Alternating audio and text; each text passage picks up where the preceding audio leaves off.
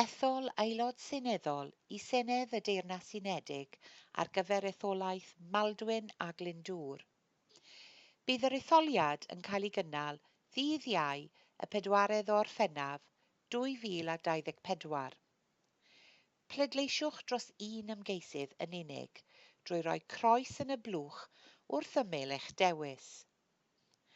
Mae 6 ymgeisydd ar y papur pleidleisio. Ymgeisydd 1.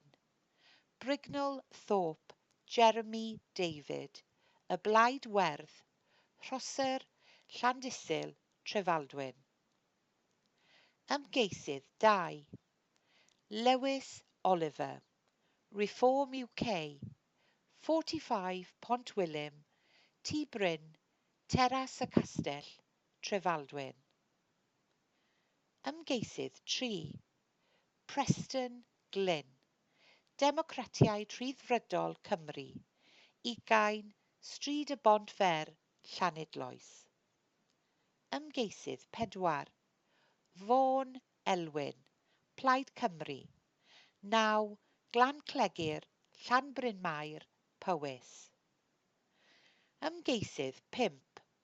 Williams Craig, Ceidwadwyr Cymreig, cyfeiriad ym Maldwyn a Glyndŵr. Ymgeisydd 6. Witherden Steve, Llafur Cymru, 2 Bryn Fyw, Heol Llangollen, eich, Bwrdeistref Sirol, Wrecsam.